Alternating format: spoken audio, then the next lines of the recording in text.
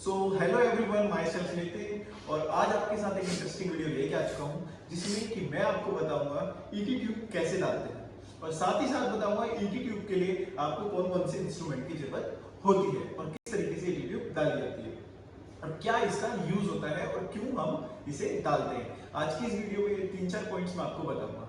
तो चलिए शुरू करते हैं वीडियो को बिना किसी देरी के।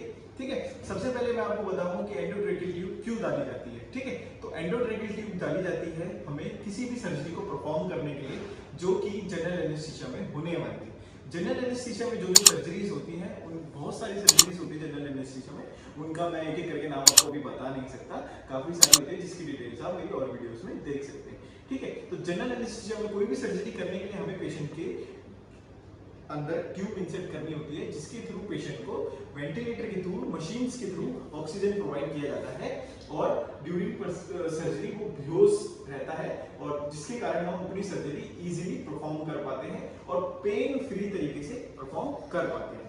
ठीक है, तो अब बात करते हैं हम इस प्रोसीजर को करने के लिए हमें क्या क्या आइटम्स की नीड होती है, क्या क्या इंस्ट्रूमेंट की जरूरतें होती है। तो वो अब मैं एक एक करके आपको सारे आइटम्स दिखाऊंगा। ठीक है, पास लिया इसको। तो सबसे पहले जो हमारी नीड होती है ये होती है ईटी ट्यूब की। ठीक है, तो ईटी ट्यूब कुछ इस तरीके से दिखती है, शी फॉर्मेशन में इसकी शेप होती है। ठीक है, और आफ्टर दैट इसमें मेंशन होता है एंडोट्रेकियल ट्यूब, इसी को हम शॉर्ट फॉर्म में कहते हैं ईटी ट्यूब। साथ ही साथ इसमें सारी चीजें मेंशन होती है, कितने नंबर की ये ट्यूब है, किस तरीके की ट्यूब है। ट्यूब भी कई तरीके के आते हैं, फ्लेक्सोमेटालिक और preform tube, south pole north pole, काफी तरीके से आती है। वो सारी ट्यूब अलग अलग सर्जरी में अलग अलग पेशेंट पे डिपेंड करता है वो कौन सी नंबर की ट्यूब डली है और कौन सी सर्जरी है उसमें हमें कौन सी ट्यूब लेनी है। इस सब के लिए एक अलग सी वीडियो बनाई जाएगी जिसमें कि सारे डाउट्स आपके क्लियर किए जाएंगे।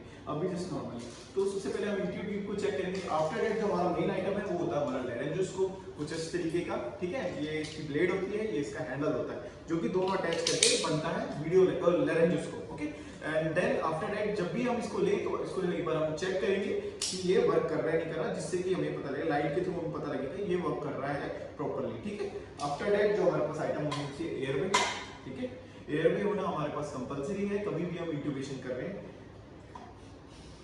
नेक्स्ट लॉक्स जेली, ये हमारे पास होनी चाहिए। समटाइम्स कई एनेस्थेटिक से यूज करते हैं, कुछ एनेस्थेटिक से यूज नहीं करते। ये लुब्रिकेशन का काम करती है, ट्यूब को इजीली इंसर्ट करने में हेल्प करती है। नेक्स्ट जो चीज है वो हमारे पास होनी चाहिए 10 ml की सिरिंज, जिसके थ्रू हम ईटी ट्यूब के कफ को इन्फ्लेट करते हैं। ओके, एंड देन सर्किट अपने पास होना चाहिए, वेंटिलेटर सर्किट, जिसके थ्रू हम इसको अटैच करेंगे, जिसके थ्रू हम पेशेंट को मशीन के द्वारा ऑक्सीजन प्रोवाइड करेंगे। एंड समटाइम्स डिफिकल्ट इंट्यूबेशन में हम यूज करते हैं भुजी, जो हमारे पास होनी चाहिए, स्टिलेट जिसे हम कहते हैं, सॉरी भुजी कह रहा हूं मैं, स्टिलेट कहते हैं इसे, जो कि हम डिफिकल्ट इंट्यूबेशन में यूज करते हैं। ट्यूब के अंदर इंसर्ट करके इसको ट्यूब की फ्लेक्सिबिलिटी को थोड़ा कम करके, हार्ड करके ट्यूब को हम इसको इंसर्ट करके डालते हैं। ओके, आफ्टर दैट जो हमारे पास आइटम्स होती है, किडनी ट्रे भी हमारे पास होती है कि इफ समटाइम्स हमें कुछ लाइक हमने एयरवे यूज करा तो उसको हम आफ्टर दैट यूज करने के बाद इसमें डालते हैं। ठीक है, और एक ये होता है हमारे पास ट्यूब स्टैंड, जो कि ट्यूब को होल्ड करता है।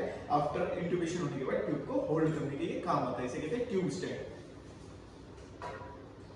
साथ ही साथ हमारे पास ल्यूकोबैंड जिसे हम कहते हैं, जो कि एक टेप होती है जो कि ट्यूब को फिक्स इंसर्ट करने के बाद एक पर्टिकुलर नंबर पे, साइज पे, मतलब लाइक हमने 20 पे ट्यूब को फिक्स करनी है तो हम इस टेप के थ्रू पेशेंट के माउथ में इस ट्यूब को फिक्स करते हैं। ठीक है, and one more most important thing हमारे पास होनी चाहिए, वो होता है सक्शन कैथेटर, जो भी मेरे पास साइड में रखा हुआ है, मैं आपको दिखाऊंगा बाद में। सक्शन कैथेटर भी अपने पास होना चाहिए कभी भी आप इंट्यूबेशन करने जा रहे हो तो। ओके, क्यों समटाइम्स क्या होता है पेशेंट के माउथ में सलाइवा रहता है, तो जिसके कारण हमें विजन क्लियर नहीं होता, ट्यूब डालने में काफी प्रॉब्लम होती है। तो इसलिए हमारे पास सक्शन कैथेटर होना चाहिए कि अगर कभी हमें विजन क्लियर नहीं आए, डिफिकल्टी हो, तो जिसके थ्रू हम सक्शन करके आफ्टर दैट उसमें ट्यूब इंसर्ट कर लें। ठीक है, तो नाउ ये सारे कुछ आइटम्स हैं जो अपने पास होने चाहिए।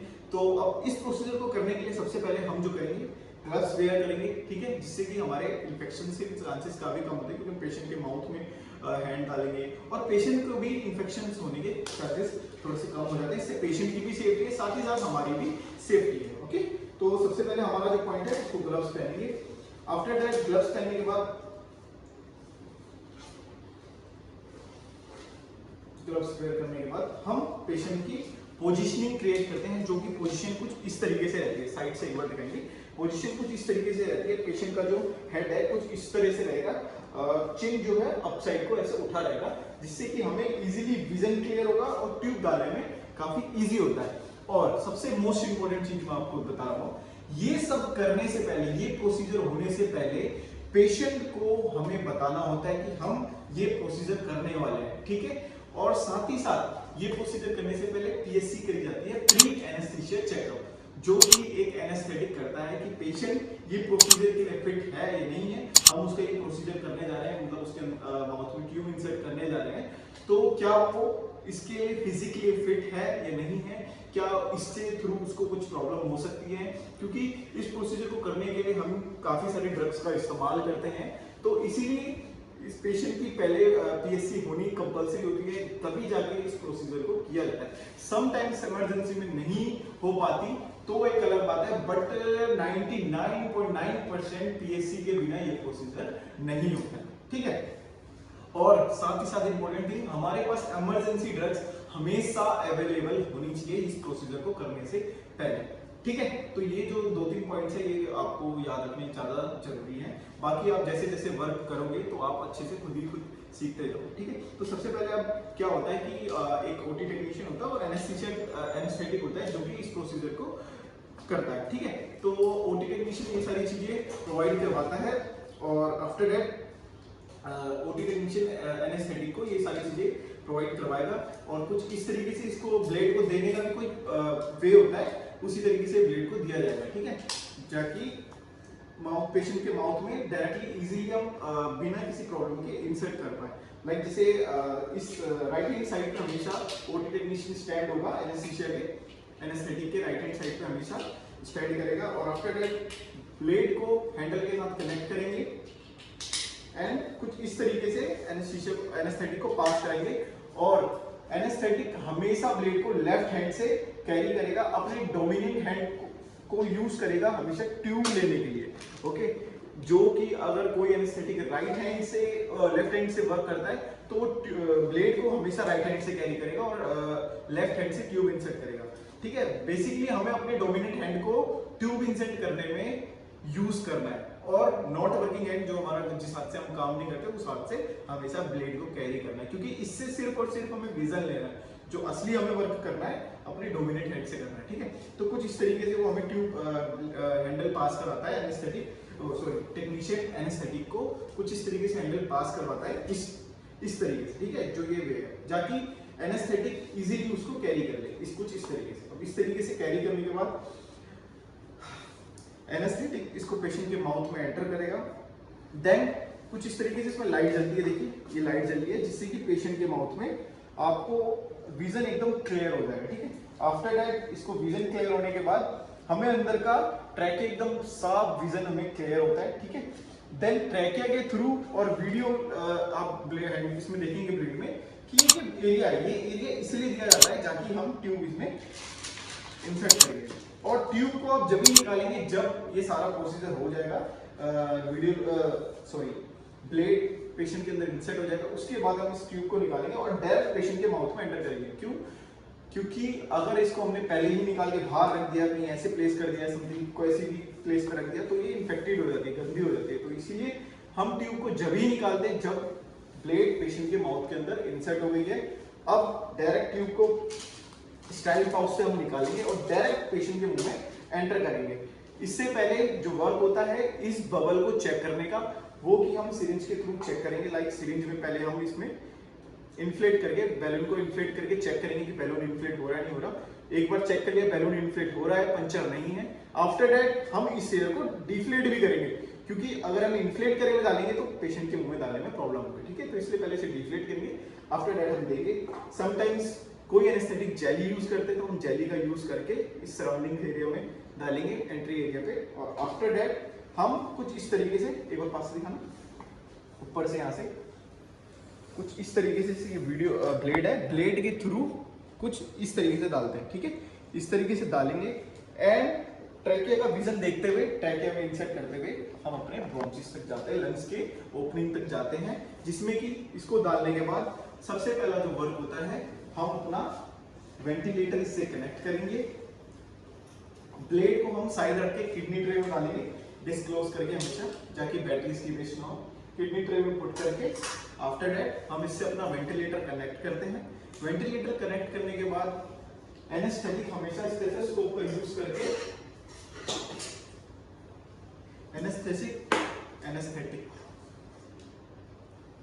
स्टेथोस्कोप का यूज करके हमेशा लंग की एंट्री चेक करेगा कि दोनों लंग्स में प्रॉपर ऑक्सीजन जा रही है या नहीं जा रही है। इफ नहीं जा रही है तो हम चेक करेंगे कि हमारी ट्यूब सही गई है या नहीं गई है। समटाइम्स क्या होता है, ट्रैके की जगह फूड पाइप में चली जाती है, जिससे कि स्टमक में डायरेक्ट एयर फिल होती है, जिससे कि हमें देख के भी पता लग जाता है, एक्सपीरियंस एनेस्थेटिक को देख के ही पता लग जाएगा।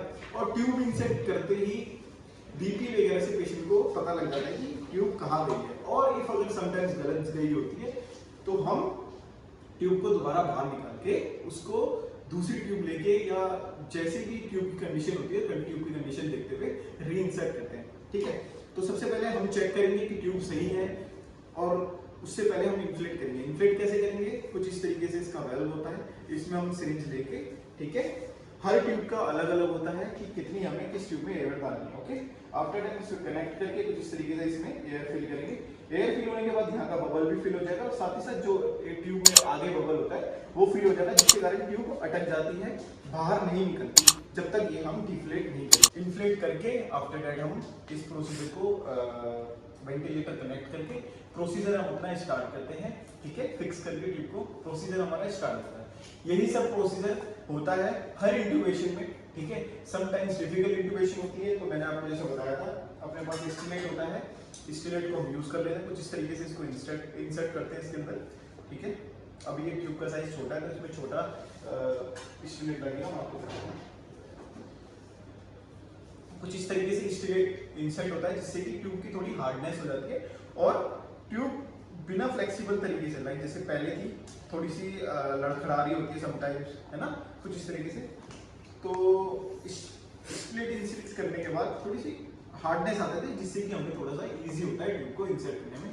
इसका काम सिर्फ और सिर्फ इतना है, डिफिकल्ट इंट्यूबेशन को इजी करना। ठीक है, तो यही सारा प्रोसेस होता है हर तरीके से इंट्यूबेशन में। ठीक है, अभी हमारे मॉनिटर्स वगैरह हमने सारी मशीन बंद करी हुई है, स्टैंड बाय पे डाली हुई है, अदरवाइज ये सारी मशीनें ऑन रहती हैं, जिसमें कि हमें वाइटल्स शो होते रहते हैं कंटिन्यूस बेसिस पे। साथ ही साथ हमें एनेस्थीसिया मशीन भी और करनी होती है, जिसमें कि हम अपना ऑक्सीजन का प्रेशर, नाइट्रस का प्रेशर, सेवा का प्रेशर, ये सारी चीजें हमें चेक करके प्रोसीजर को कंप्लीट करते हैं। ठीक है, ये तो मैंने आपको सिर्फ और सिर्फ एक ओडी टेक्नीशियन के बेस पे बताया था।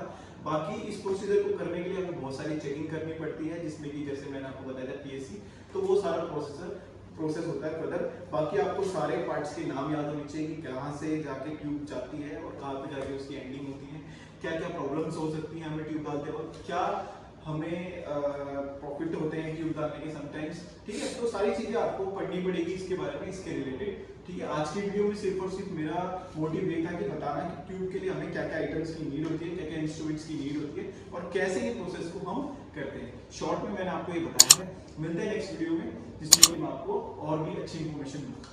ठीक है, तब तक के लिए टाटा बाय बाय।